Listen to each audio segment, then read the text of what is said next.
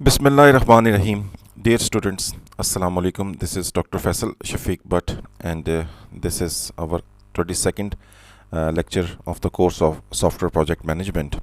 और स्टूडेंट्स जो हमने टॉपिक स्टार्ट किया था 21st लेक्चर में वो वर्क ब्रेकडाउन स्ट्रक्चर और एस्टिमेशंस का था, और उम्मीद करता हूँ कि जो 21st लेक्चर में जो वर्क ब्रेकडाउन स्ट्रक्चर के हवाले से जो चीज़ें हमने डिस्कस की थी वो आपको क्लियर हो चुकी हैं। उनको मैं एक दफ़ा सम अप कर देता हूँ कि जो चीज़ें हमने डिस्कस की थी। सबसे पहले हमने प्लान और एस्टिमेशन और स्केजुलिंग के हवाले से बात की थी और इन तीन टर्मिनोलॉजीज़ में डिफरेंस आइडेंटिफाई किया था। फिर हमने ये चार चीज़ें थी, identify what needs to be done, identify how much the size, dependencies को आइडेंटिफाई करना और उसके बाद एक्चुअल स्केड्यूल बनाना, इसके बारे में बात की थी। फिर हमने जो हम प्रोजेक्ट को पार्टीशन करते हैं और छोटे पार्ट्स में डिवाइड करते हैं उसके हवाले से बात की थी। वर्क ब्रेकडाउन स्ट्रक्चर की प्रॉपर डेफिनेशन को हमने डिस्कस किया था और उसमें क्या क्या पॉइंट्स थे उन चीज़ों को डिस्कस किया। उसके बाद हमने वर्क ब्रेकडाउन स्ट्रक्चर बनता कैसे है, उसके दो फॉर्मेट्स कौन कौन से हैं, आउटलाइन फॉर्मेट या इंटेंडेड फॉर्मेट और ग्राफिकल ट्री, ऑर्गेनाइजेशनल चार्ट, इस चीज़ को हमने डिस्कस किया। और फिर इसकी कुछ जो हमने बात की थी कि कैसे इसको हम डेसिमल नंबरिंग सिस्टम्स को यूज़ करते हैं और typically is normally at the top होता है। फिर हमने कॉन्ट्रैक्ट WBS और प्रोजेक्ट WBS की बात की। फिर उसके जो स्ट्रक्चर के हवाले से बात की, स्ट्रक्चर आपके सामने है, ऑर्गेनाइजेशनल चार्ट की सूरत में भी बन सकता है, फिर इंटेंडेड फॉर्मेट में भी ये बन सकता है। तो यहाँ तक स्टूडेंट्स मैंने WBS के हवाले से डिस्कशन अपनी कल ख़त्म की थी, कल लास्ट लेक्चर में। आज हम इस यहीं से ही अपने इस 22nd लेक्चर में अपनी डिस्कशन को वर्क ब्रेकडाउन स्ट्रक्चर और एस्टिमेशंस के हवाले से आगे बढ़ाते हैं और देखते हैं कि वर्क ब्रेकडाउन स्ट्रक्चर में आगे और क्या चीज़ें हैं। तो आगे हम वर्क ब्रेकडाउन स्ट्रक्चर के हवाले से ही अपनी गुफ्तगू को और अपने डिस्कशन को आगे लेके चलते हैं। और अब हम बात करते हैं वर्क ब्रेकडाउन स्ट्रक्चर की टाइप्स की। हमारे पास वर्क ब्रेकडाउन स्ट्रक्चर की कितनी टाइप्स हैं? हमारे पास स्टूडेंट्स वर्क ब्रेकडाउन स्ट्रक्चर की दो मेन टाइप्स हैं। जैसा कि आप देख सकते हैं, पहली जो टाइप है वो प्रोसेस WBS है और दूसरी जो टाइप है वो प्रोडक्ट WBS है। इनमें थोड़ा सा माइन्यूट सा डिफरेंस है। जो हमारा प्रोसेस WBS है स्टूडेंट्स, वो एक्टिविटी ओरिएंटेड है। एक्टिविटी ओरिएंटेड से मुराद है कि इसमें हम जो चीज़ों को ब्रेक डाउन करते हैं वो रिक्वायरमेंट्स, एनालिसिस, डिज़ाइन, टेस्टिंग, हमारे पास जो सिस्टम डेवलपमेंट लाइफ साइकिल की जो फेजेस होती हैं जो तमाम की तमाम प्रोजेक्ट्स में आएंगी। बिकॉज़ अगर आप इस पे गौर करें तो प्रोसेस WBS, और आपको याद हो कि हमने एक दफ़ा पढ़ा था कि जो हमारे पास जो प्रोसेस होता है वो रेपिटेटिव होता है। तो इस प्रोसेस वर्क ब्रेकडाउन स्ट्रक्चर में ये जो चार चीज़ें हैं, रिक्वायरमेंट, एनालिसिस, डिज़ाइन, टेस्टिंग, कोई भी आपके पास प्रोजेक्ट आ जाए ये चार की चार चीज़ें आपको परफॉर्म करनी होंगी। रिक्वायरमेंट्स कैसे लेनी है, इसको ब्रेक डाउन करना होगा, एनालिसिस कैसे करना है, इसको ब्रेक डाउन करना है, डिज़ाइन कैसे करना है, टेस्टिंग कैसे करनी है, इन तमाम चीज़ों को आपने ब्रेक डाउन करना होगा। और एक दफ़ा अगर आप ब्रेक डाउन कर लेते हैं कि हम रिक्वायरमेंट्स में क्या क्या स्टेप्स लेंगे, डिज़ाइन में, टेस्टिंग में, कोडिंग में हमारे पास क्या क्या स्टेप्स होंगे, एक दफ़ा ब्रेक डाउन करने के बाद फिर वो तमाम के तमाम स्टेप्स आप तमाम के तमाम प्रोजेक्ट्स पे डिप्लॉय कर सकते हैं। क्योंकि we are talking about process WBS, और जो प्रोसेस होता है वो आपको पता है कि वो रेपिटेटिव होता है, और जो प्रोसेस WBS है वो भी रेपिटेटिव होगा for all the projects, and it is typically used by your project managers. फिर हम बात करते हैं प्रोडक्ट WBS की। स्टूडेंट्स, जो प्रोडक्ट WBS है it is basically entity oriented. जिस तरह का प्रोजेक्ट होगा उस हिसाब से आपको अपनी वर्क ब्रेकडाउन स्ट्रक्चर बनाना पड़ेगा। क्योंकि बाज़ औक़ात ऐसा होता है कि आपको कोई फाइनेंशियल इंजन बनाना होता है, बाज़ औक़ात आपको कोई इंटरफेस सिस्टम बनाना होता है, बाज़ औक़ात आपको कोई डेटाबेस के हवाले से काम करना होता है, या बाज़ औक़ात आपको कोई सिक्योरिटी सिस्टम बनाना होता है। तो उस हिसाब से, जिस हिसाब से आपका प्रोजेक्ट आएगा उस हिसाब से आपको अपनी प्रोडक्ट की जो WBS है वो बनाना पड़ेगा। और ये बिल्कुल वैसे ही है कि जैसा प्रोजेक्ट होगा वैसे ही आपको उसके स्टेप्स को डिज़ाइन करना पड़ेगा, उसके प्रोडक्ट WBS को बनाना पड़ेगा, और फिर डिफरेंट टास्क अपने लोगों में, टीम मेंबर्स में नॉर्मली आपको डिस्ट्रीब्यूट करने पड़ेंगे। And it is typically used by your engineering managers या नॉर्मली आपके जो टीम लीडर्स होते हैं जिन्होंने आपसे आगे काम करवाना होता है, ये नॉर्मली प्रोडक्ट WBS वो लोग डेवलप करते हैं। आगे चलते हैं स्टूडेंट्स। अब हम बात करते हैं वर्क ब्रेकडाउन स्ट्रक्चर टेक्निक्स की। हमारे पास वर्क ब्रेकडाउन स्ट्रक्चर की कौन कौन सी टेक्निक्स हैं। स्टूडेंट्स याद रखिएगा, हमारे पास डब्ल्यू बी एस की चार मेजर टेक्निक्स है। Top down, you can see on the slide, bottom up, analogy and brain storming. तो इनको ज़रा बारी बारी डिस्कस कर लेते हैं कि ये डब्ल्यू बी एस की जो ये टेक्निक्स हैं इनमें क्या होता है। सबसे पहले हम बात करते हैं टॉप डाउन की। Definitely as the name suggest, तो टॉप डाउन अप्रोच है। इसमें हम अपने प्रोजेक्ट को टॉप से ब्रेक डाउन करने की कोशिश करते हैं और बॉटम की तरफ मूव करते हैं। So we start at the highest level and then we systematically develop increasing the level of details. आप देख सकते हैं कि जैसे जैसे आप टॉप पे आप जाते हैं तो टॉप पे जो आपके पास डिटेल्स होती हैं वो कम होती हैं, लेकिन फिर हम सिस्टमेटिकली जब मूव करते हैं नीचे की तरफ तो हमारे पास नीचे की तरफ ज़्यादा डिटेल्स आ जाती हैं। जिस तरह मैं आपको दोबारा कल वाली एग्जांपल दिखाता हूँ, आप देखें यहाँ पे डिटेल कम है, फिर इस लेवल पे आपके पास डिटेल ज़्यादा आना शुरू हो गई है।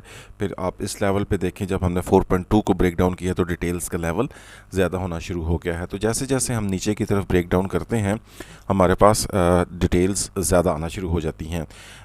This approach is best if the problem is very well understood. ये अप्रोच हमें कब इस्तेमाल करनी चाहिए, या इसका सबसे ज़्यादा फ़ायदा हमें कब होता है। स्टूडेंट याद रखिएगा कि हमें अगर प्रोजेक्ट की कंप्लीट डिटेल्स का पता है, जिस तरह मैंने आपको ये बताया था, ये एग्जांपल है कि if you all know about all the details of this project, तो डेफिनेटली आप फिर बड़ी इजीली टॉप डाउन अप्रोच इस्तेमाल कर सकते हैं। So you can use it when the problem is very well understood, और आपको पता है कि हर चीज़ बिल्कुल रिमेन कांस्टेंट रहेगी और कोई इशू नहीं होगा।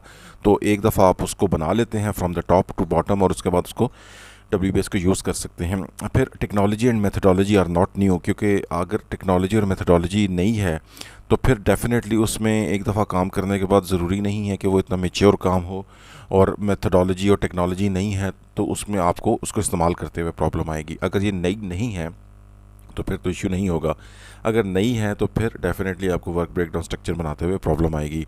और this is similar to earlier project और प्रॉब्लम, और इस तरह का प्रोजेक्ट जिसका अभी आप वर्क ब्रेकडाउन स्ट्रक्चर कर बना रहे हैं, इससे मिलता जुलता प्रॉब्लम आप पहले कर चुके हैं, तो आपको टॉप डाउन अप्रोच इस्तेमाल करते हुए कोई इशू नहीं होगा। और fortunately students, this is the best method and this approach is applied in majority of the situations में।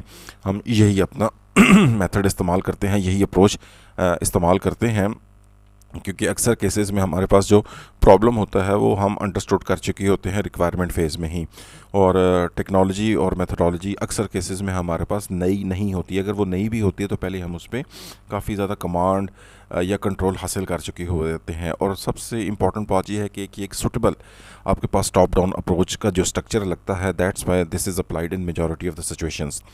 फिर हम बात करते हैं बॉटम अप। अब as the name suggest, bottom up का मतलब ये है कि हम बिल्कुल निचले लेवल से डिटेल्स को स्टार्ट करेंगे और ऊपर की तरफ मूव करने की कोशिश करेंगे। Aggregate into summaries and higher levels, नीचे से ऊपर की तरफ मूव करेंगे तो हमें पता है कि नीचे की तरफ ज़्यादा डिटेल्स होती हैं, और नीचे से जब हम ऊपर की तरफ मूव करेंगे तो ऊपर की तरफ डिटेल्स कम होती हैं। तो बेसिकली नीचे ज़्यादा डिटेल्स हैं, ऊपर की तरफ ऊपर लेवल्स पे कम डिटेल्स होती हैं, तो वो एक बेसिकली समरीज बनना शुरू हो जाएंगी।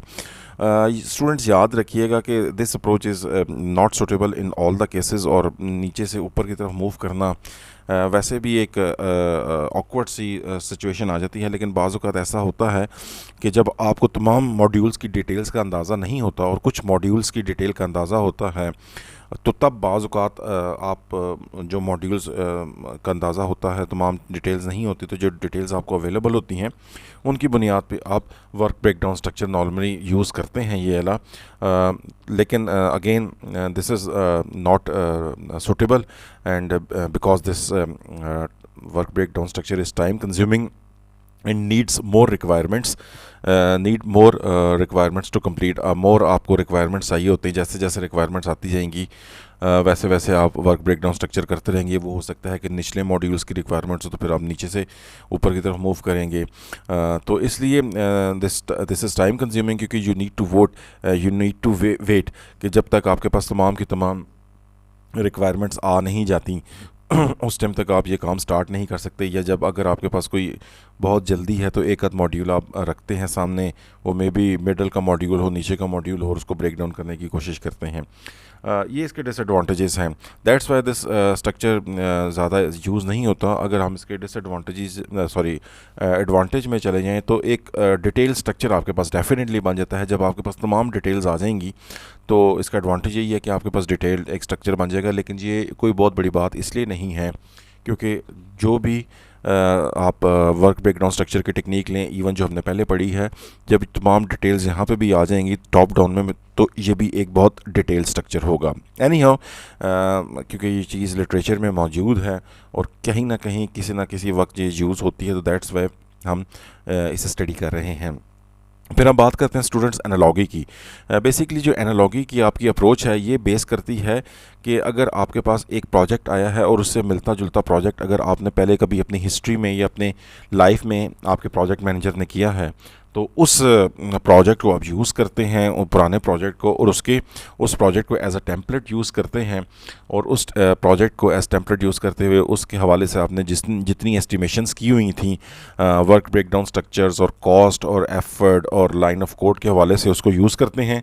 और जो नया प्रोजेक्ट होता है जो कि पुराने से मिलता जुलता है, उसको आप नए प्रोजेक्ट के लिए यूज़ कर लेते हैं और उसकी तमाम एस्टिमेशंस और वर्क ब्रेकडाउन स्ट्रक्चर्स को इस्तेमाल कर लेते हैं। लेकिन स्टूडेंट्स याद रखने की बात सिर्फ और सिर्फ ये है कि ये सिर्फ वहाँ पे आप स्ट्रक्चर यूज़ कर सकते हैं, ये टेक्निक सिर्फ वहाँ पे आप यूज़ कर सकते हैं जहाँ पे आपके पास कंपेरेबल प्रोजेक्ट मौजूद हो। जी स्टूडेंट्स, तो आप ये सिर्फ टेक्निक उस टाइम इस्तेमाल कर सकते हैं जब आपके पास कंपेरेबल कोई ना कोई प्रोजेक्ट हो। लेकिन अनफॉर्चुनेटली अगर आपके पास कंपेरेबल कोई प्रोजेक्ट नहीं है तो फिर आपके लिए ये टेक्निक जो एनालॉगी की है आप यूज़ नहीं कर सकते। फिर डेफिनेटली आपको जो पुरानी टेक्निक्स हैं जो हमने पहले पढ़ी हैं उनको यूज़ करना पड़ेगा, या तो फिर आपको यूज़ करना पड़ेगा जो पहली टेक्निक हमने पढ़ी थी टॉप डाउन की या फिर बॉटम अप की। लेकिन if you have any such type of project then definitely you can use this approach. और स्टूडेंट्स याद रखिएगा कि अगर आपके पास कोई ऐसा प्रोजेक्ट है जो आपके पास्ट एक्चुअल एक्सपीरियंस पे बेस करता है तो उसका आपको बहुत ज़्यादा फ़ायदा होगा। उसकी जो एस्टिमेशंस आपने की होंगी उसको आपको नए प्रोजेक्ट में लगाते हुए बहुत ज़्यादा फ़ायदा होगा। उसकी एक बहुत बड़ी वजह यह है कि वो एक्चुअली इम्प्लीमेंटेड प्रोजेक्ट की एस्टिमेशंस और वर्क ब्रेकडाउन स्ट्रक्चर को आप एक नए प्रोजेक्ट में लगा रहे होंगे तो उसका ज़्यादा फ़ायदा होगा। लेकिन ये सिर्फ मैं फिर वही बात करूँगा कि ये टेक्निक सिर्फ उसी सूरत में इस्तेमाल की जा सकती है जब आपके पास कंपेरेबल प्रोजेक्ट होगा। ब्रेनस्टॉर्मिंग, ये हमारे पास चौथी और आखिरी टेक्निक है। और नॉर्मली ये ब्रेनस्टॉर्मिंग टेक्निक हम उस टाइम लगाते हैं जब हमारे पास कोई भी चीज़ अवेलेबल नहीं होती, जब हमारे पास कोई भी कंपेरेबल प्रोजेक्ट नहीं होता, बिल्कुल एक नया प्रोजेक्ट आया होता है और उस तरह का प्रोजेक्ट या उस तरह की मेथडोलॉजी हमने पहले नहीं की हुई होती, तो हमें तमाम के तमाम काम को नए सिरे से सरअंजाम देना होता है। तो तब हम क्या करते हैं कि हम ब्रेनस्टॉर्मिंग सेशंस करते हैं। और ब्रेनस्टॉर्मिंग सेशंस के लिए हम अपने तमाम टीम मेंबर्स जो होते हैं उनको एक्टिवेट करते हैं, उनको बुलाते हैं।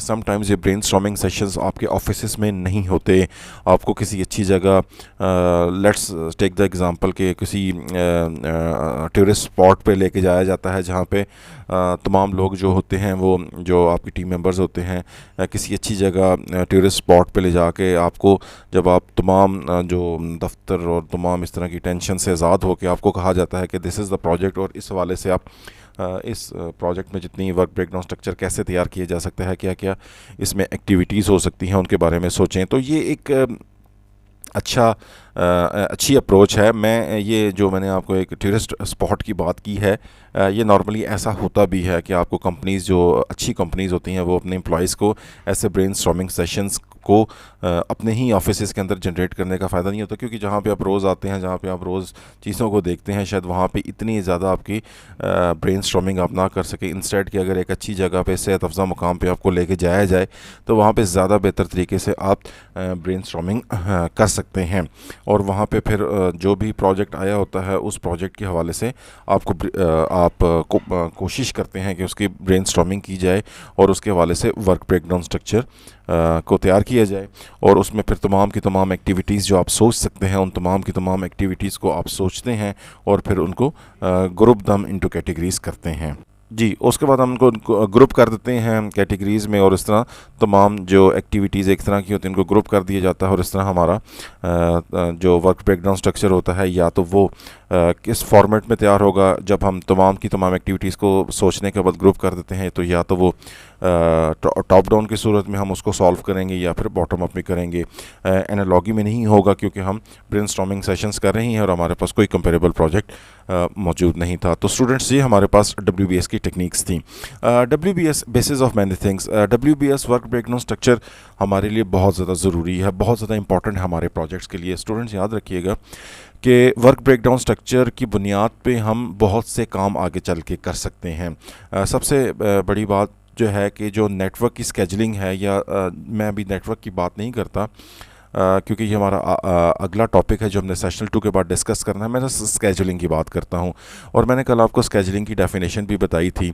मैं आपको एक दफ़ा दोबारा दिखाता हूँ जो मैंने कल आपको स्केजुलिंग की डेफिनेशन बताई थी, जहां हमने ये 3 टर्मिनोलॉजी डिस्कस की थी। At specific start date and end date, relationships define करते हैं, डिपेंडेंसीज डिफ़ाइन करते हैं, और रिसोर्सेज डिफ़ाइन करते हैं किसी प्रोजेक्ट के। अब जब तक आपके पास देखें स्टूडेंट्स वर्क ब्रेकडाउन स्ट्रक्चर नहीं बनेगा, उस टाइम तक आप ये स्केजुलिंग नहीं कर सकते, क्योंकि जब तक आपके पास एक्टिविटीज़ नहीं हैं आप एंड और ऐड, स्टार्ट और एंड डेट नहीं कर सकते। जब तक आपके पास एक्टिविटीज़ नहीं हैं आप एक्टिविटीज़ का रिलेशनशिप या डिपेंडेंसीज आपस में उनकी डिफ़ाइन नहीं कर सकते। जब तक आपके पास एक्टिविटीज़ नहीं हैं आप उनके ऊपर रिसोर्सेज नहीं बता सकते कि इन पे कितने लोगों ने काम करना है, कितने मशीन के रिसोर्सेज लगने हैं, कितने हमें सिस्टम्स चाहिए होंगे, कौन कौन से हार्डवेयर रिसोर्सेज लगने हैं। That's why this WBS is very important as far as your project is concern. और इस WBS की बुनियाद पे आगे बहुत सी चीज़ें हमें ज़रूरत पड़ती हैं जिनका डायरेक्टली लिंक और ताल्लुक़ होता है WBS से। अगर हम WBS नहीं करेंगे तो फिर हम नेटवर्क स्केजलिंग या स्केजलिंग नहीं कर सकते। नेटवर्क का लफ्ज़ इसलिए मैं इस्तेमाल कर रहा हूँ कि हमारे पास आगे चल के स्केजलिंग के अंदर डिफरेंट नेटवर्क की टेक्निक्स हैं जो कि अगले चैप्टर्स में आने वाले में हमने डिस्कस करनी है। फिर आपकी WBS की बुनियाद पे ही हम कॉस्टिंग बड़ी इजीली कर लेते हैं। देखें, आपके पास एक्टिविटीज़ ब्रेक डाउन हो चुकी हुई हैं और उन तमाम एक्टिविटीज़ को ब्रेक डाउन हम कर चुके हैं, तो हमारे लिए बहुत ईजी हो जाता है उनकी कॉस्टिंग करना। फिर रिस्क एनालिसिस हमने बहुत डिटेल में डिस्कस किया था, और इसके रिस्क एनालिसिस के हवाले से मैंने आपको असाइनमेंट भी दी थी, एक क्विज़ भी दिया है। आप उसमें भी देख सकते हैं कि अगर आपके पास वर्क ब्रेक डाउन स्ट्रक्चर और तमाम डिटेल्स अपने प्रोजेक्ट की आ चुकी है तो आप बड़ी इजीली हर एक्टिविटी को लेके उन एक्टिविटीज़ के हवाले से रिस्क एनालिसिस कर सकते हैं। इजी हो जाएगा आपके पास रिस्क एनालिसिस करना, रिस्क आइडेंटिफाई करना। फिर हर रिस्क के हवाले से जो डिफरेंट एक्टिविटीज़ आपने प्लान की हैं उनके हवाले से क्या क्या रिस्क हो सकते हैं, उन रिस्क को आइडेंटिफाई करना आसान हो जाएगा। फिर एट द सेम टाइम उनकी आइडेंटिफिकेशन के बाद उनकी मिटिगेशन पॉलिसी आपके लिए बनाना आसान हो जाएगा। फिर WBS की बुनियाद पे ऑर्गेनाइजेशनल स्ट्रक्चर बड़ी इजीली आप बना सकते हैं। ऑर्गेनाइजेशनल स्ट्रक्चर से मुराद मेरी ये है कि WBS की बुनियाद पे आपके पास एक्टिविटीज़ डिफ़ाइन हो चुकी हैं, तो आप बहुत इजीली ये चीज़ बता सकते हैं कि कौन सा काम कौन से मेंबर को दिया जा सकता है। और एक ऑर्गेनाइजेशनल स्ट्रक्चर की सूरत में एक चार्ट तैयार होना शुरू हो जाता है कि this person is responsible for this task, this person is responsible for that task. फिर अगर हम कंट्रोल के हवाले से बात करें तो आपके प्रोजेक्ट मैनेजर के लिए चीज़ों को कंट्रोल करना आसान हो जाता है, क्योंकि आपको आपके प्रोजेक्ट मैनेजर या आपके टीम लीडर को पता है कि मैंने टीम के अंदर हर बंदे को डिफरेंट टास्क दिए हुए हैं और हर बंदा उस टास्क का रिस्पॉन्सिबल है। तो आपको बहुत ईजीली चीज़ें आप मैनेज और कंट्रोल कर सकते हैं कि अगर मैंने किसी बंदे को काम दिया हुआ है रिक्वायरमेंट के हवाले से, और उस रिक्वायरमेंट के हवाले से मैंने क्वेश्चंस डिज़ाइनिंग का काम एक बंदे को दिया हुआ है, तो वो सोलली वो बंदा उसका रिस्पॉन्सिबल है और मुझे किसी और से पूछने की ज़रूरत नहीं एज अ प्रोजेक्ट मैनेजर या टीम लीडर, तो मैं सिर्फ उसी बंदे से पूछूंगा।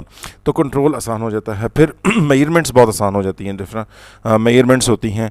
मेजरमेंट स्पेशली मैं आपको बताऊंगा कि हम जिस तरह लाइन ऑफ कोड को मेजर करते हैं फंक्शन पॉइंट मैट्रिक्स के थ्रू, तो जब चीज़ें आपके पास ब्रेक डाउन हो जाती हैं on the basis of WBS, तो हमारे पास लाइन ऑफ कोड की मेजरमेंट्स आसान हो जाती हैं। डिफरेंट जो रिक्वायरमेंट्स होती हैं वो बिल्कुल अलहदा होकर हमारे पास आ जाती हैं, और हमें पता होता है कि इन रिक्वायरमेंट्स जो छोटी छोटी रिक्वायरमेंट्स हैं उनके अगेंस्ट जो हमने कोड लिखना है, उन कोड के हवाले से हमारे पास जो हमने मेजरमेंट्स करनी है, कोड के हवाले से लाइन ऑफ कोड को मेजर करना है, वो काम हमारे लिए ईजी हो जाता है। तो ये कुछ फ़ायदे हैं जो सिर्फ़ और सिर्फ उसी सूरत में हमें फ़ायदे मिल सकते हैं प्रोजेक्ट के अंदर जब हम अपने प्रोजेक्ट का WBS बनाएंगे, और उसके बाद फिर हम ये तमाम के तमाम जो काम है जो बेसिकली हमारे लिए बहुत ज़रूरी हैं प्रोजेक्ट के अंदर, एक तरह से एडवांटेजेस हैं, ये हमें WBS करने के बाद मिलना शुरू हो जाएंगे। स्टूडेंट्स आगे चलते हैं और WBS की गाइडलाइंस के हवाले से डिस्कस करते हैं कि जब आप WBS बना रहे होते हैं तो आपको कौन कौन सी गाइडलाइंस को जहन में रख के इन चीज़ों को बनाना है। ज़्यादा मुश्किल नहीं है, बहुत ईजी है। When you are developing your WBS, तो WBS बनाते हुए ये जहन में रखें कि it should be easy to understand. ऐसा ना हो कि आप इतना कॉम्प्लेक्स बना दें कि उसको अंडरस्टैंड करना आपके और आपके लोगों के लिए मुश्किल हो जाए। Some companies have corporate standards for the schemes. कुछ लोगों ने, कुछ कंपनीज ने अपने स्टैंडर्ड्स, कॉर्पोरेट स्टैंडर्ड्स बनाए हुए हैं। जिस तरह मैंने आपको कल 2 फॉर्मेट्स दिखाए थे, तो कुछ कंपनीज अपने और फॉर्मेट्स बनाए हुए हैं, तो वो उनके कॉपीराइटेड होंगे तो वो हम तो यूज़ नहीं कर सकते। अगर वो कॉपीराइटेड नहीं है तो हम यूज़ कर सकते हैं। लेकिन अगर आपके पास ये इंटेंडेड फॉर्मेट है या ऑर्गेनाइजेशनल चार्ट का जो फॉर्मेट है, आप इसको भी यूज़ कर सकते हैं। Some top level items like project management are in WBS for each project. जिस तरह मैंने आपको पहले बताया कि जो आपके पास, मैं दोबारा आपको दिखा देता हूँ, ये मैंने आपसे आज के लेक्चर के शुरू में बिल्कुल बात की थी कि ये प्रोसेस WBS होता है और इसमें ये रिक्वायरमेंट एनालिसिस, डिज़ाइन, टेस्टिंग, इनका जब आप ब्रेक डाउन करते हैं तो ये तमाम प्रोजेक्ट्स के लिए यही ब्रेक डाउन रहेगा। हाँ, जो प्रोडक्ट के हवाले से चीज़ें होंगी वो चीज़ें चेंज होती रहेंगी। तो यहाँ पे वो यही बात की जा रही है कि some top level items like project management के हवाले से जो हम वर्क ब्रेकडाउन स्ट्रक्चर तैयार करते हैं वो तमाम के तमाम प्रोजेक्ट्स में सेम रहता है। अदर्स वेरी बाय प्रोजेक्ट, लेकिन जो प्रोजेक्ट की रिक्वायरमेंट्स होती हैं वो वेरी करती रहती हैं प्रोजेक्ट्स के हवाले से। What often hurts most is what is missing. अगर WBS तैयार करते हुए अगर आप कोई चीज़ भूल जाते हैं, मिस कर जाते हैं, तो डेफिनेटली इसका आपको नुकसान होगा। ब्रेक डाउन करें। कब तक ब्रेक डाउन करना है? Until you can generate accurate time and cost estimates. कोशिश करें कि उस टाइम तक ब्रेक डाउन करते रहें जब तक आपके लिए टाइम और कॉस्ट एस्टिमेट लेना आसान ना हो जाए, या तमाम के तमाम टीम मेंबर्स में काम जो आपने ब्रेक डाउन की है वो तमाम के तमाम टीम मेंबर्स में डिस्ट्रीब्यूट ना हो जाए। Ensure each element corresponds to deliverable. ये मैंने कल के लेक्चर में भी बात की थी कि कोशिश करें कि जो भी आप चीज़ें ब्रेक डाउन कर रही हैं उन तमाम की तमाम चीज़ों का कोई ना कोई डिलीवरेबल लाजमी मौजूद होना चाहिए। मिसाल के तौर पे, जैसा मैंने कल भी आपको बताया था कि अगर आप एक अपने किसी बंदे को टीम में कहते हैं कि यार तुमने एग्जिस्टिंग सिस्टम स्टडी करना है उस ऑर्गेनाइजेशन का जिसका प्रोजेक्ट हमारे लिए बनने के लिए आया हुआ है, तो अब उसका डिलीवरेबल भी साथ ये आप डिफ़ाइन करें कि after studying the existing system आपने जो मुझे रिपोर्ट देनी है वो रिपोर्ट देनी है उनके problems in the existing system के, ताकि अब वो देखें डिलीवरेबल जब तक वो नहीं बना के देगा कि इस सिस्टम के क्या क्या प्रॉब्लम्स थे, तो तब तक उसका काम कंप्लीट नहीं होगा। इसी तरह अगर हम बड़े थोड़ा सा ऊपर लेवल पे जाके बात करें कि अगर एक टीम को हमने लगाया हुआ है कि आपने इस सिस्टम का रिक्वायरमेंट्स के हवाले से स्टडी करना है, तो जब तक वो टीम हमें SRS सॉफ्टवेयर रिक्वायरमेंट स्पेसिफिकेशन नहीं देगी विच इज़ अ डिलीवरेबल, उस टाइम तक उस टीम का काम कंप्लीट नहीं होगा। तो इसलिए WBS बनाने के बाद ये इंश्योर करना है कि आपका हर काम या हर एलिमेंट का कोई ना कोई डिलीवरेबल लाजमी हो, क्योंकि ये इस तरह हर इंसान कि ये मजबूरी होती है कि जब तक वो डिलीवरेबल नहीं देगा उसकी जान नहीं छूटेगी। दैट्स वाई जो हमारे पास सॉफ्टवेयर डेवलपमेंट की फील्ड है ये बहुत रुथलेस है, और जब तक आप इसमें काम नहीं करेंगे, जब तक जो डिलीवरेबल आपको आपने देना है जब तक आप वो नहीं देंगे, उस टाइम तक आपकी जान नहीं छूटेगी। How detail should it be. आपका WBS कितना डिटेल होना चाहिए? नॉर्मली कहा यह जाता है कि हर लेवल पे जो एक लेवल होता है उस पर 7 आइटम्स नहीं होने चाहिए। Again these are just guidelines, it can evolve over time. अगर आपका प्रोजेक्ट बहुत बड़ा है या अगर आप बहुत ज़्यादा ब्रेक डाउन किसी लेवल पे कर चुके हैं तो 8 भी कर सकते हैं। What tools should you use. आप कोई भी टूल यूज़ कर सकते हैं, Excel, Word, Project, Microsoft Project जो आप एज लैब टूल के तौर पे पढ़ भी रहे हैं, फिर ऑर्गेनाइजेशनल चार्ट डायग्रामिक टूल्स जिसमें विजियो भी आपने शायद डिस्कस किया हो अपनी लैब्स में, वो भी यूज़ कर सकते हैं, या कोई भी कमर्शलाइज्ड ऐप आप यूज़ कर सकते हैं, लेकिन डेफिनेटली वो आपको लाइसेंस वर्जन उसका लेना पड़ेगा। या सबसे इंपॉर्टेंट जो बात है, reuse a template if you have one. अगर आपने पहले कोई बनाया हुआ है टेम्पलेट अब आपके पास है या किसी और ऑर्गेनाइजेशन की इजाज़त से अगर आप यूज़ कर सकते हैं तो आप बड़ी इजीली उसको लें और उसको उस टेम्पलेट को यूज़ करें। तो स्टूडेंट जी हमारे पास तमाम की तमाम डिटेल्स थी वर्क ब्रेकडाउन स्ट्रक्चर के हवाले से। उम्मीद करता हूँ कि ये WBS के हवाले से ये डिस्कशन हमने की है वो आपको समझ आई हुई होगी। अब मैं थोड़ा सा ब्रीफली एस्टिमेशंस के हवाले से आपसे डिस्कस कर लेता हूँ। देखें students, these estimations are very difficult to do but needed often. हम देखें बात करते हैं कि जनाब इस प्रोजेक्ट में इतनी लाइंस ऑफ कोड होंगी, एस्टिमेट है हमारा, लेकिन डेफिनेटली मैंने जनाब आपको कल के लेक्चर में भी बताया था कि इन एस्टिमेशन जो हम करते हैं इनके पीछे हमारी कोई ना कोई बुनियाद होती है, कोई ना कोई मेथड होता है सॉफ्टवेयर इंजीनियरिंग का, या हमारा एक्सपीरियंस मौजूद होता है, या हम कोई पास्ट प्रोजेक्ट उठा लेते हैं। हम हवा में कोई भी बात नहीं करते। हमारा ना एक्सपीरियंस है, ना हमारे पास कोई टूल मौजूद है, और हम कहें कि इस प्रोजेक्ट में लेट्स अज्यूम जी, बस मेरा अंदाज़ा है कि 5000 लाइंस ऑफ कोड लिखा जाएगा, तो ऐसा नहीं होता। हम जब भी एस्टिमेशंस करते हैं तो उन एस्टिमेशंस की बुनियाद पे हमारे पास कोई ना कोई टेक्निक, मेथड, एक्सपीरियंस मौजूद होता है। लेकिन still these estimations are very difficult to do, क्योंकि जब भी हम एस्टिमेशंस करते हैं स्टूडेंट्स, ये जहन में आपने बात रखनी है, हम फ्यूचर को प्रिडिक्ट कर रहे होते हैं, और फ्यूचर को प्रिडिक्ट करना दुनिया का मुश्किल तरीन काम है। क्योंकि आज आप जिस प्रोजेक्ट के हवाले से एस्टिमेशंस कर रहे हैं वो उसने अगले 6-7 महीने, 8 महीने, 1 साल चलना है, और जो आप आज अंदाज़े लगा रहे हैं चीज़ों के बारे में, उन्होंने आगे चल के आपको पता लगेगा कि वो ठीक है कि नहीं है। And you never know because you are predicting the future. And सबसे जो इम्पॉर्टेंट बात है कि आपका जो आप नेचर से नहीं लड़ सकते। तो बाज़ औक़ात आपने प्रेडिक्शंस या एस्टिमेशंस बहुत अच्छी की होती हैं, लेकिन बाज़ औक़ात कोई ऐसा फैक्टर हो जाता है अल्लाह ताला की तरफ से, या जिसे हम एक्ट ऑफ गॉड बोलते हैं, जिसकी वजह से आपकी तमाम एस्टिमेशंस पे इम्पेक्ट आता है। मसलन मैं अगर आपको बात करूं कि जनाब कल यू नेवर नो, कल कोई अल्लाह माफ़ करे कोई ज़ल्ज़ला आ जाए, या कोई एपिक इस तरह की कोई चीज़ आ जाए, जिस तरह किसने प्रेडिक्ट किया था आज से 8 महीने पहले कि पेंडेमिक डिक्लेयर हो जाएगा all over the world, and all the world is now facing huge problems. You can see किस तरह ऑर्गेनाइजेशंस बंद हुई हैं, किस तरह रोज़गार लोगों के छीने गए हैं, किस तरह जो डिफरेंट जॉब्स थी वो ख़त्म हुई हैं, कितनी जॉब्स पे कर्टेल लगा है, कितनी जॉब्स के हवाले से जो सैलरी डिडक्शंस हुई हैं। यू नेवर नो, आपके रिसोर्सेज उतने नहीं रहे जितने आपको प्रोजेक्ट में पहले चाहिए होते थे। तो डेफिनेटली जो प्रोजेक्ट्स आज से 1 साल पहले जिन्होंने एस्टिमेशन की होंगी, उनकी एस्टिमेशंस बड़ी बुरी तरीके से उन पे इम्पेक्ट आया होगा। सो यू नेवर नो कि आपके साथ आपकी जो एस्टिमेशंस आप at the start of the project कर रहे हैं वो क्या हो जाएं। क्योंकि आप अपने ऑर्गेनाइजेशन के अंदर के मामलात को तो आपको बहुत अच्छे तरीके से अंदाज़ा होता है, आपको अपने प्रोजेक्ट, अपनी टीम्स के हवाले से बहुत अच्छे तरीके से अंदाज़ा होता है, लेकिन जब आप आउटसाइड द वर्ल्ड, जो factors external to your environment होते हैं, उनके बारे में जब आप एस्टिमेट करते हैं और उनकी चीज़ों को अपने प्रोजेक्ट्स के अंदर लेके आते हैं, तो वो बड़ा आपके लिए मसला हो जाता है उनके बारे में प्रेडिक्ट करना। But still we use estimations, हम ये प्रेडिक्शंस करते हैं, क्योंकि देखें जब तक हम प्रेडिक्शंस नहीं करेंगे हम अपना काम नहीं चला सकते। मैं एक छोटी सी एग्जांपल आपको देता हूँ कि आपने एक गाड़ी लेनी है, आपने एक घर बनाना है, तो जब तक आप ये प्रेडिक्शन नहीं करेंगे कि इसको घर को बनाते हुए मुझे 25, 30, 35 लाख लगेंगे, तो जब तक आप ये प्रेडिक्ट नहीं करेंगे कि मुझे इतने मजदूर चाहिए होंगे, तो आप आगे चल नहीं सकेंगे। सो दैट्स, और वो समटाइम्स आपके एस्टिमेट्स गलत भी होते हैं, बाज़ों का ठीक भी, बहुत एक्यूरेट भी निकल आते हैं।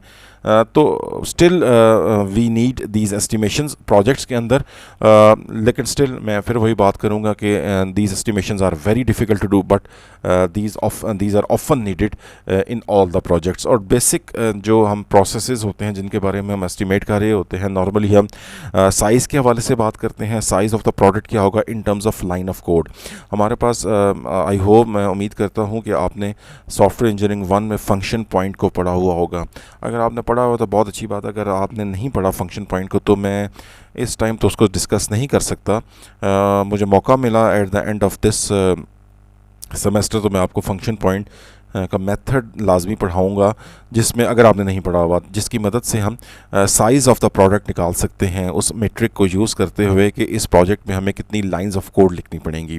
अच्छा, अब वो लाइंस ऑफ कोड लगाने का देखने का मकसद ये होता है कि हमें पता लग जाए कि इस प्रोजेक्ट में हमने कितनी लाइंस या इस जो मॉड्यूल आपको मिला है वो हमने लिखनी है। फिर हम उनका एस्टिमेट लगाते हैं एफ़र्ट का, मैन मंथ्स के एक प्रोजेक्ट के अंदर मुझे कितने लोग चाहिए काम करने के लिए। बेसिकली इसके लिए हम कोकोमो यूज़ करते हैं, कंस्ट्रक्टिव कॉस्ट मॉडल। अगर आपने नहीं पढ़ा तो इसका भी आइडिया आपको दे दूंगा आगे चल के। और ये मैन मंथ्स का मतलब ये है कि क्योंकि आपके पास जो कोकोमो का आंसर आता है, ये एफर्ट का जो आंसर आता है वो मैन मंथ्स में भी आ सकता है, नॉर्मली से PM persons month, let's assume इसका आंसर आता है 20 PM, तो इसका मतलब ये है कि उस प्रोजेक्ट में 20 लोग काम करेंगे। लेकिन इसका ज़रूरी नहीं है कि पर्सनस मंथ में आंसर आए, पर्सन डेज़ में भी आप निकाल सकते हैं, ईयर्स में भी निकाल सकते हैं, आपकी अपनी मर्ज़ी होती है। एस्टिमेट द स्केजुअल, और फिर आप एक स्केजुअल बनाते हैं कि इस प्रोजेक्ट की ड्यूरेशन कितनी होगी, कितने अरसे तक चलेगा। तो बेसिकली ये 3-4 काम होते हैं जो हम एस्टिमेशंस की मदद से करते हैं, और ये हमारे लिए ज़रूरी होते हैं, जिस तरह मैंने आपको शुरू में बताया, क्योंकि जब तक हम ये काम नहीं करेंगे, एस्टिमेशंस नहीं करेंगे, हम आगे चल नहीं सकते। और इन तमाम एस्टिमेशंस के लिए हमारे पास सॉफ्टवेयर इंजीनियरिंग 1 में मेथड्स ऑफ मीट्रिसेस मौजूद हैं, जो कि आपको पढ़ने चाहिए थे, जिनकी मदद से हम साइज़, एफर्ट और स्केजुअल निकालते हैं, और फिर हम अपनी एस्टिमेशन के प्रोसेसेस को आगे लेके चलते हैं, और फिर इन एस्टिमेशन के प्रोसेसेस की बुनियाद पे फिर हम अपने प्रोजेक्ट को आगे मूव करवा के दूसरे काम करने की कोशिश करते हैं। Remember, an exact estimate is difficult. मैंने जिस तरह आपको पहले बताया कि अगर आज आप कैलकुलेट करते हैं कि मेरी इस प्रोजेक्ट में line of code let's assume 10,000 लिखी जाएंगी, और जब एक्चुअल लाइन ऑफ कोड आप लिखते हैं तो वो हो सकता है कि 9,500 आ जाएँ, हो सकता है कि 10,500 आ जाएँ। तो एक एग्जैक्ट एस्टिमेट डिफ़िकल्ट होता है, कोई भी मेथड आप यूज़ करें। लेकिन मैं फिर वही बात करूँगा, एस्टिमेशंस आर इंपॉर्टेंट। अब 10,000 लाइन्स का अगर आपको एस्टिमेट मिलता है तो वो 9.5 हो सकती हैं, 10.5 हो सकती हैं, 11,000 हो सकती हैं, लेकिन ये नहीं होगा कि अगर आज आपने 10,000 लाइन्स का एस्टिमेट लगाया तो वो 20,000 हो जाए या 2,000 हो जाए। इसका मतलब ये है कि शुरू में जो आपने एस्टिमेट लगाया था वो गलत लगाया था, क्योंकि जो भी एस्टिमेट हम लगा रहे हैं हम वो किसी मेथड को, किसी टेक्निक को, किसी एक्सपीरियंस को, किसी प्रोजेक्ट को यूज़ करते हुए लगा रहे हैं। सो दैट्स वाई ये एस्टिमेशंस ठीक है, एस्टिमेट है, लेकिन जिस तरह हम कहते हैं ना पंजाबी में, 19 का 20 हो सकता है, लेकिन 19 का 119 नहीं होना चाहिए। तो 19 का 20 हो जाता है भाई, 10,000 आया तो 9.5 में भी कंप्लीट हो सकता है, 10.5 में भी, 11 में भी कंप्लीट, लेकिन 10 का 20 नहीं होगा, 10 का 5 नहीं होगा, 10 का 2 नहीं होगा। Let's assume estimate how long will it take you to get home from class tonight. Although we are not at campus and we are not studying on campus classes, we are online, but एक छोटी सी example है कि अगर आप normally घर पहुंचते हैं university से 5 बजे, तो हो सकता है कि किसी दिन आप 5:10 पे भी पहुंच जाएं, हो सकता है 4:55 पे भी पहुंच जाएं, 4:30 क्लासेस ऑफ होती हैं। तो रफली आप एस्टिमेट बता सकते हैं जी कि मैं 4:30 बजे निकलता हूं, 5 बजे अपने घर पहुंच जाता हूं। तो बाज़ औक़ात आपको 5:15 पे भी हो जाते हैं रोड की कंडीशन देखते हुए, और अगर रोड की कंडीशन अच्छी है तो 4:55 पे भी पहुँच जाते हैं आप। तो basically again these are all estimates. On what basis did you do that, किस बुनियाद पर आप एस्टिमेशंस करते हैं? जिस तरह मैंने आपको पहले बताया, एक्सपीरियंस, डेफिनेटली बिल्कुल एक्सपीरियंस है, या एक एवरेज प्रोबेबिलिटी आप लेके भी ये काम कर सकते हैं कि यार मैं रोज़ इतनी देर तक पहुंच जाता हूं, तो कल भी मैं इतनी देर तक पहुंच जाऊंगा। और अगर आपके पास एक्सपीरियंस नहीं है तो फिर डेफिनेटली आप कोई ना कोई सॉफ्टवेयर इंजीनियरिंग के जो मेथड्स हैं उनको यूज़ करते हुए आप एस्टिमेशंस लगाने की कोशिश करते हैं। फिर हम आगे चलते हैं और आगे बात करते हैं टारगेट वर्सेस कमिटेड डेट्स के। स्टूडेंट्स याद रखिएगा, टारगेट वर्सेस कमिटेड डेट्स बड़ी इंपॉर्टेंट होती है हमारे लिए, क्योंकि टारगेट वर्सेस कमिटेड डेट्स, कुछ डेट्स ऐसी होती हैं जब आपके पास एक कस्टमर आता है और वो कस्टमर आपको अपने प्रोजेक्ट की रिक्वायरमेंट्स देता है, और उन प्रोजेक्ट की रिक्वायरमेंट्स को देखने के बाद जो आपके मार्केटिंग वाले होते हैं वो किसी एक ख़ास डेट पे मान जाते हैं। देखें जिस तरह लिखा हुआ है कि target dates normally propose by business और मार्केटिंग डिपार्टमेंट। बाज़ औक़ात ऐसी होती हैं कि मार्केटिंग या बिज़नेस डिपार्टमेंट वाले जो डेट्स देते हैं वो कस्टमर की हाँ में हाँ मिला देते हैं। अब कस्टमर को चीज़ जल्दी चाहिए होती है, लेकिन unfortunately as a project manager आपको उन डेट्स पे कभी भी जल्दी कमिट नहीं करना चाहिए, क्योंकि देखें प्रोजेक्ट मैनेजर होता है, उसके पास टीम होती है, प्रोजेक्ट मैनेजर को पता है कि इस टाइम मेरे पास ये प्रोजेक्ट ऑलरेडी चल रहा है, उसके बाद कौन सा प्रोजेक्ट है, फिर मुझे रिसोर्सेज भी लेने हैं, और जो नया प्रोजेक्ट जिस पे आपके मार्केटिंग डिपार्टमेंट वाले कमिट कर रहे हैं उस पर मैंने फ़ौरन कमिट नहीं करना जब तक मैं अपने इंटरनल हालात नहीं देख लेता, अपने बंदों की कैपेबिलिटी नहीं देख लेता, जो एग्जिस्टिंग प्रोजेक्ट चल रहे हैं उनको नहीं देख लेता। उस टाइम तक आपको कमिट नहीं करना चाहिए। बाज़ औक़ात मार्केटिंग वाले जानबूझ के बिज़नेस कैप्चर करने के लिए कमिट कर लेते हैं। सो टारगेट डेट्स हमारे पास वो डेट्स हैं which are proposed by the business और marketing department. Do not commit to this soon, this is a guideline for to the project manager. और नॉर्मली कमिटेड डेट्स कौन सी होती हैं? कमिटेड डेट्स वो डेट्स होती हैं जो प्रोजेक्ट मैनेजर जिस पे एग्री कर जाता है, और जिस पे टीम आपकी एग्री कर जाती है, और प्रोजेक्ट मैनेजर तमाम के तमाम अपने मामला देखता है और उसके बाद किसी चीज़ पे कमिट करता है। तो डेफिनेटली ज़रूरी नहीं है कि target versus committed date same ही हो। कमिटेड डेट्स वही डेट्स हैं जिस पे आपका प्रोजेक्ट मैनेजर कमिट करता है, और नॉर्मली टारगेट डेट्स वो होती हैं जिस पे आपकी मार्केटिंग डिपार्टमेंट वाले कमिट कर रहे होते हैं। तो डेट्स आपको एज अ प्रोजेक्ट मैनेजर देख के देनी है, क्योंकि इनका फिर प्रोजेक्ट की डिलीवरी पे बहुत इम्पैक्ट आएगा। अगर आप जानबूझ के एज अ प्रोजेक्ट मैनेजर ऐसी डेट्स डिफ़ाइन कर देते हैं जो कि मार्केटिंग वालों ने बिज़नेस कैप्चर करने के लिए ली हैं, तो आप देखें कि आपकी टीम पे कितना ज़्यादा लोड आ जाएगा, और वो फिर बेचारे from the day one work burnout mode में काम करेंगे। और फिर डेफिनेटली बर्नआउट मोड में आपको पता है, हमने इसकी चीज़ को पहले को डिस्कस किया है कि with the passage of time जितने भी हमारे एम्प्लॉय होते हैं, या तो वो स्विच करने की सोचते हैं, या फिर उनका जो मोटिवेशन लेवल होता है वो डाउन होना शुरू हो जाता है। या अगर आप कमिट करना चाहते हैं तो definitely you will be needing to develop a schedule as a project manager. एक स्केड्यूल बनाएं और उसके बाद फिर किसी डेट पे कमिट करें और वो कम्युनिकेट करें अपने कस्टमर को या मार्केटिंग वालों को। तो स्टूडेंट्स, आज के लिए इतना ही। एस्टिमेशंस और वर्क ब्रेकडाउन स्ट्रक्चर का टॉपिक ख़त्म हो गया है। इंशाल्लाह ताला मैं जो सेकंड सेशनल का कोर्स है वो आपसे अपडेट कर दूंगा आपके व्हाट्सएप ग्रुप पे।